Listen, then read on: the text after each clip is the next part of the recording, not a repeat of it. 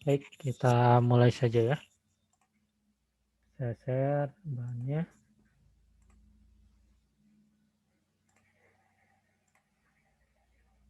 Oke. Kita meneruskan algoritma yang minggu lalu ya.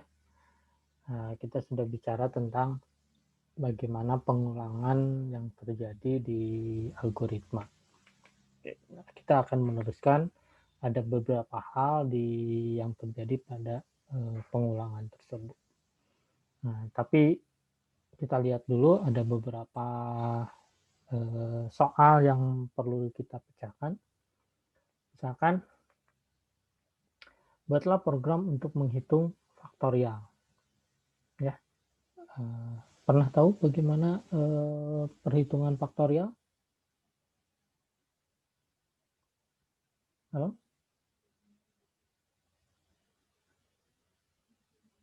Oke. Belum, Pak. Oke.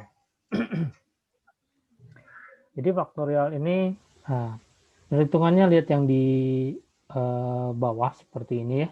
Kalau di sini ada 1, 1, 2, 3, 4, 5. Nah, kalau yang faktorial ini ya, misalkan ada satu deret nih, 1, 2, 3, 4, 5. Nah, ini dikalikan. Ya, kalikan seperti itu. Nah, kalau di sini kan ini ditambah. Lihat yang Fibonacci ini ditambah. Ya, sebetulnya di sini ada 1. Ini kalau 1 dengan yang sebelumnya adalah 1. Gitu ya. Nah, 1 dengan 1 ini jadi 2. 1 dengan 2 jadi 3. Ya, ditambah. 2 dengan 3, 5. Gitu ya. 3 dengan 5 jadi 8. Dan begitu seterusnya. Nah, sedangkan yang faktorial ini menggunakan tanda seperti ini. Ya. 1, nanti kalau 2 itu dikalikan. Ya. 3 dikalikan lagi. Jadi 6 gitu ya. Kalikan lagi gitu ya. Jadi kalau misalkan 3 itu sebenarnya 2 faktorial dikali dengan 3. Itu. Kalau 4 eh, 3 dikali dengan 4 gitu ya, dan seterusnya gitu ya. Ya. Jadi kalian harus bisa memecahkan, melihat rumusnya seperti apa gitu ya. Kalian bisa googling, kalian bisa cari di situ yang menggunakan bahasa C, nantinya seperti apa gitu ya. Oke, saya coba alihkan ke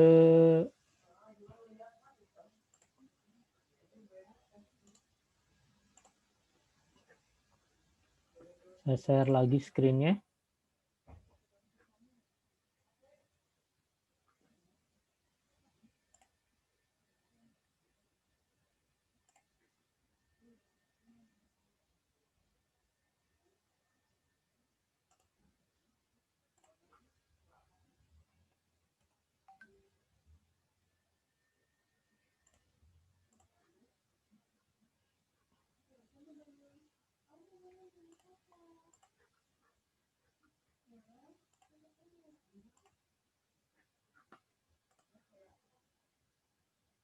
Oke, saya share lagi screen-nya.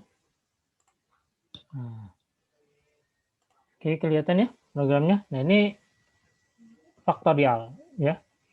Ini faktorial. Di sini ada kita pakai yang fungsi ya. Ada satu fungsi namanya fungsi faktorial.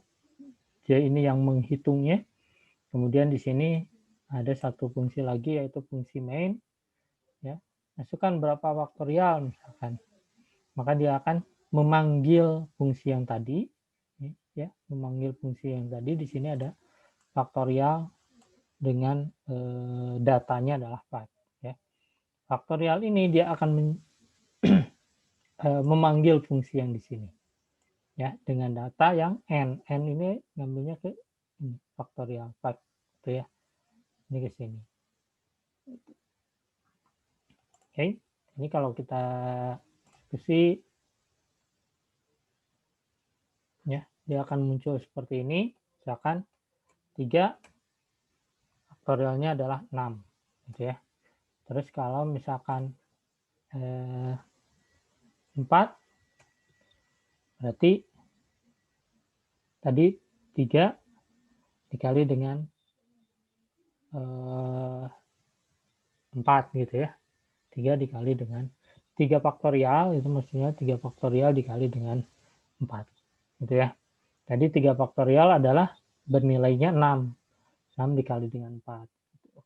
Nah, nanti 20, kalau 5 faktorial berarti yang 24 ini, ya, 4 faktorial yang 24 dikali dengan 5. Ya, dan seterusnya seperti itu deretnya. Oke, kita kembali ke sini. Ya. Kemudian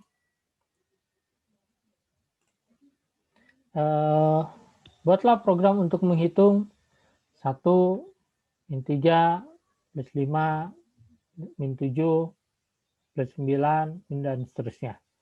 Ya, kita bisa melihat polanya seperti apa. Ya, ini melihat pola, ya, melihat pola. Jadi dari mulai plus minus, nah ini akan kelihatan, ya, polanya seperti apa. Gitu.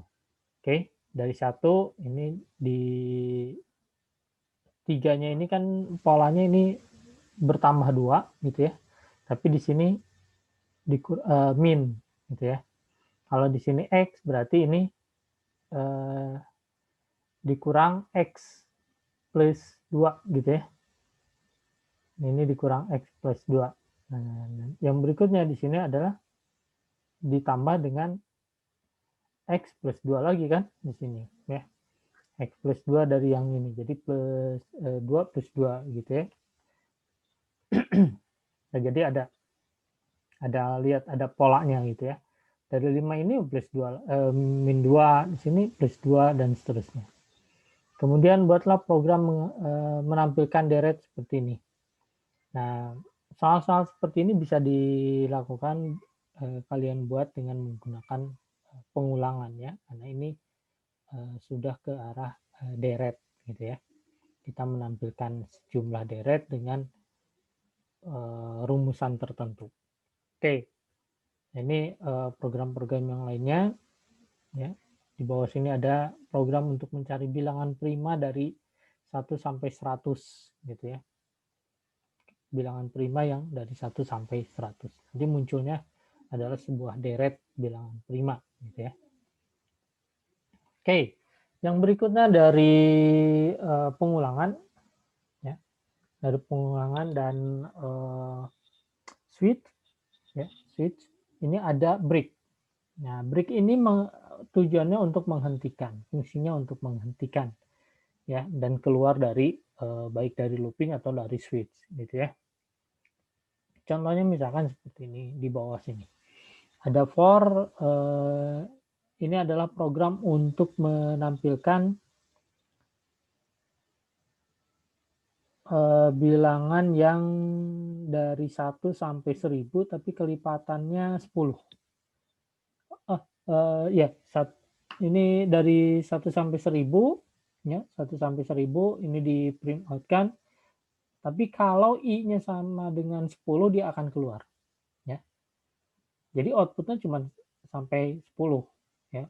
Nah, di sini kan sampai 1000 tapi outputnya sampai 10 gitu ya. Kalau 10 dia udah keluar.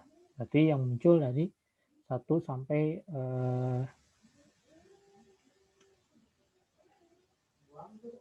10 ya, 1 sampai 10 ya. Dia akan keluar. Walaupun di sini di atasnya 1 sampai 1000 gitu ya. Tapi karena di bawah sini ada if i sama dengan 10, maka dia keluar. Gitu. Nah, break ini digunakannya seperti itu ya. Nah, kalau di switch juga sama seperti itu. Jadi kalau satu case sudah ketemu hasilnya, maka dia keluar dari switch-nya gitu ya. Oke, ini kita gambarkan flowchart dari program yang tadi, bahwa i sama dengan 1, kemudian i kurang dari 1000, ya, kalau ya maka di outputkan. Ya. Kemudian di bawahnya ada persyaratan jika i sama dengan 10, ya, maka dia break kalau ya. Gitu ya. Tapi kalau tidak, maka dia plus 1. Ya. Di looping ke atas. Gitu, di looping ke atas. Nah, kalau misalkan I-nya sudah mencapai 1000, ya, sama dengan 1000, maka dia di situ ke bawahin. Ya, ada 0, bawah langsung N, selesai. Ya, begitu juga yang break. Gitu. Ya, di sini. Di sini, ya, I sama dengan 1000. Kalau di sini udah salah kan, maka ke sini. Ya, maka dia selesai. Tapi kalau benar, I-nya kurang dari 1000, dia akan harus ke sini terus. Ya, dan looping. Tapi kalau udah nyampe I-nya sama dengan 10, maka dia break. Keluar dari programnya. Hasilnya adalah 1 sampai 10. Ya. Oke. Nah,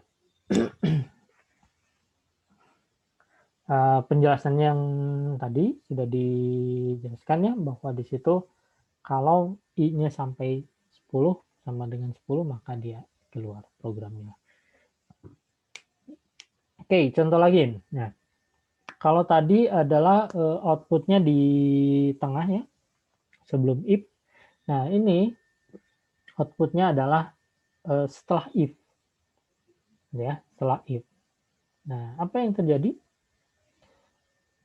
Yang akan muncul adalah kalau yang tadi outputnya 1 sampai 10, sedangkan ini outputnya 1 sampai 9, gitu ya. Dia akan muncul sini 1, kemudian cek lagi di sini, oh ternyata tidak, maka dia nambah 2, 3, 4, tambah. Begitu 10, dia sudah break. Jadi sebelum 10 belum sempat di-outputkan di sini. Ya, jadi dia akan keluar. Gitu. Oke.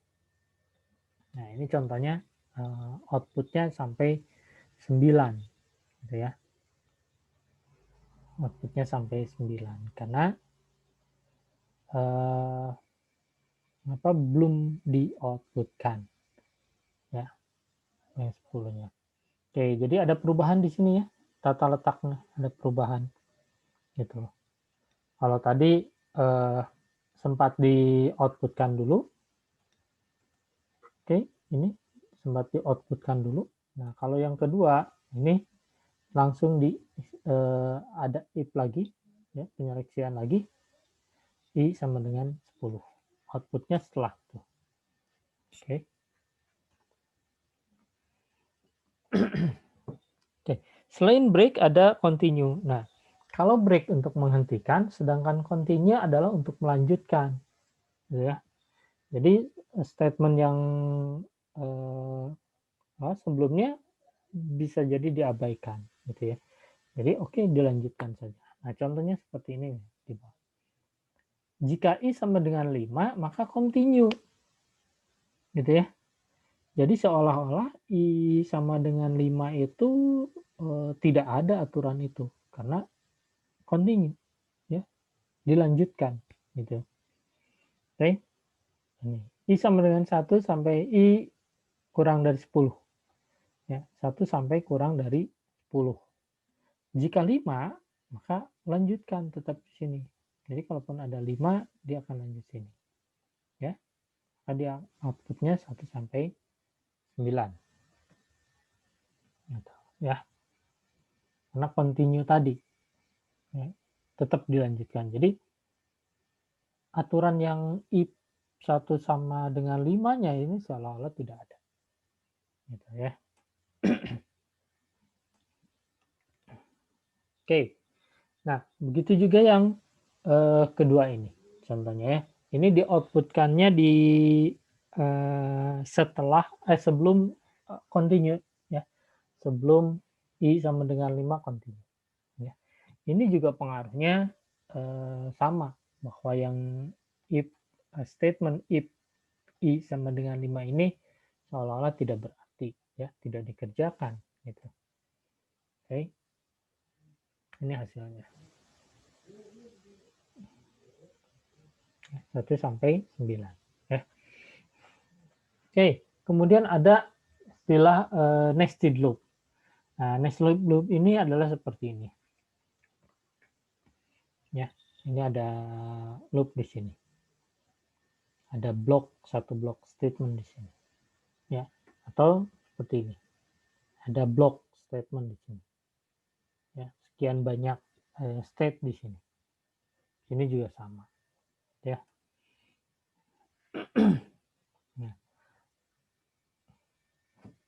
Nah, dari yang block statement ini, ya, dimungkinkan adanya blok-blok statement yang lain yang sama-sama pengulangan. Misalkan seperti ini.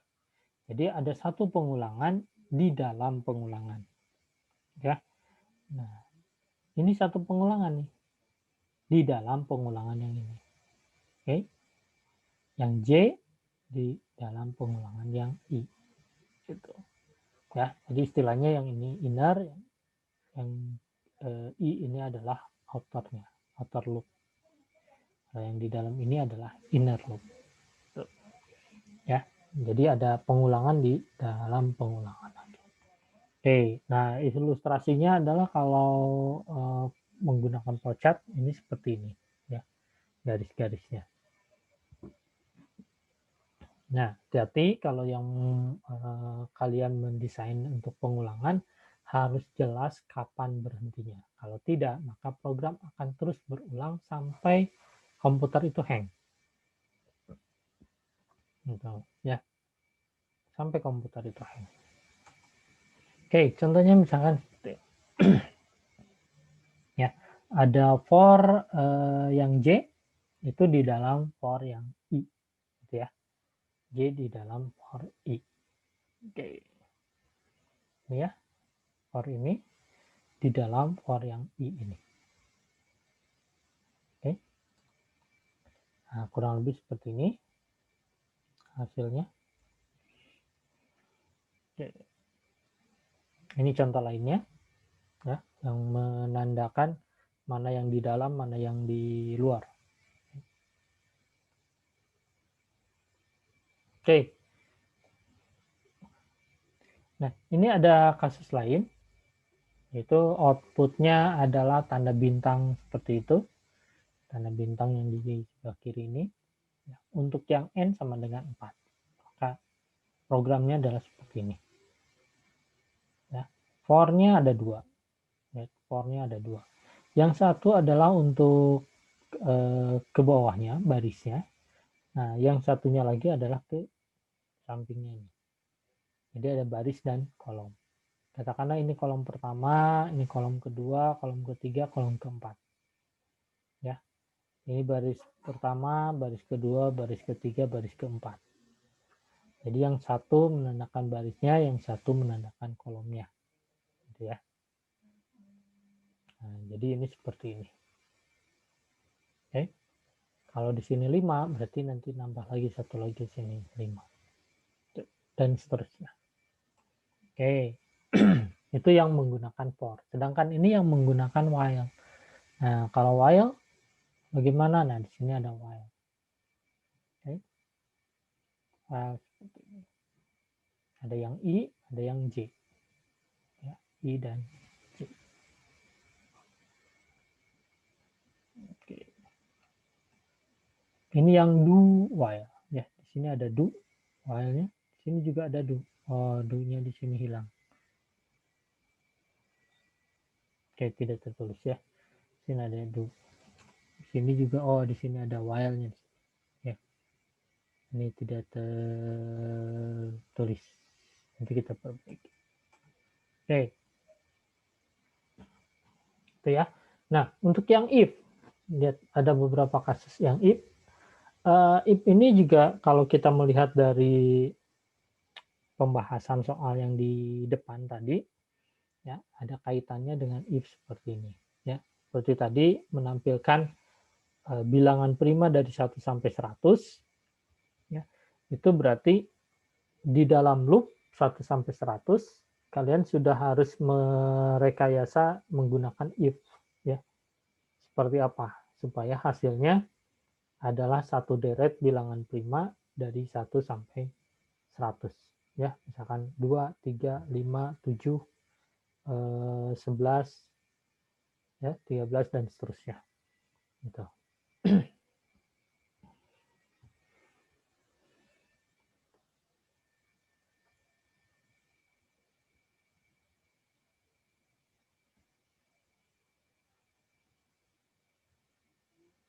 Nah, oke.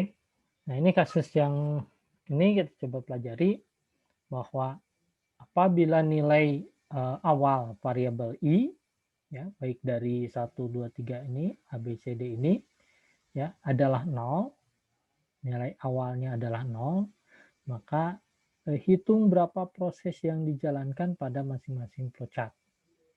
Ya, untuk kondisi yang i lebih besar sama dengan n.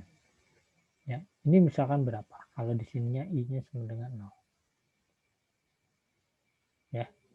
Dan kondisi yang di sini A adalah i lebih besar sama dengan n. Nah, ini coba kalian hitung kira-kira berapa. Ya.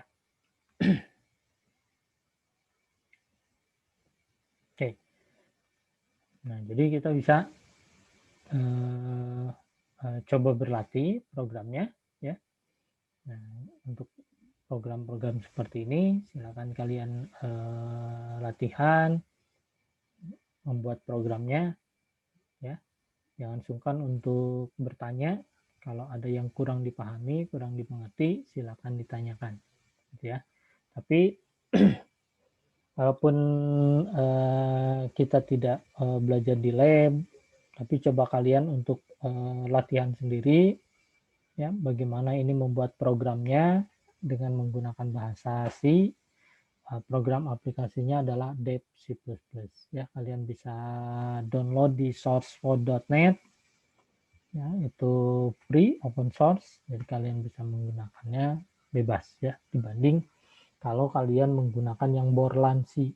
Ya, boleh-boleh saja pakai aplikasi yang Borland C kalau kalian punya.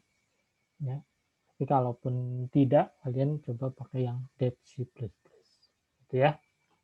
Nah, soal-soalnya ada di sini buat soal-soal latihan dengan yang tadi di bagian depan. Silakan coba kalian berlatih ya. Pemrograman tidak sekedar dibaca terus kalian paham, tapi setelah kalian baca, kalian pahami algoritmanya, kemudian kalian tuliskan skrip programnya ya. Terus berlatih sehingga kalian bisa memahami alur prosesnya. Gitu. Oke, ini agak kepotong ke bawah. Ini juga satu deret, nih 1, 2, 3, 4, 5, 6, ya, sampai 15. Ini merupakan satu deret. Kalian bisa lihat programnya di sini. Ya. Nah, oke, ada pertanyaan kira-kira sampai sini?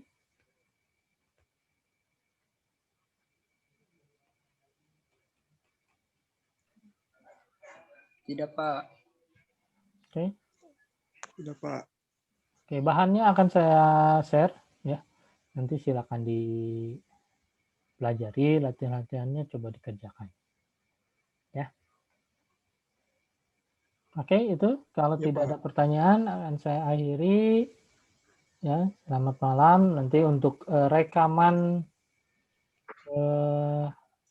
perkuliahannya akan saya upload di YouTube. Ya, kalian bisa cek di YouTube. Ya, coba kalian pelajari kembali ya untuk reviewnya. Oke, selamat malam. Baik, baik. Selamat beristirahat. Assalamualaikum warahmatullahi wabarakatuh. Waalaikumsalam warahmatullahi wabarakatuh.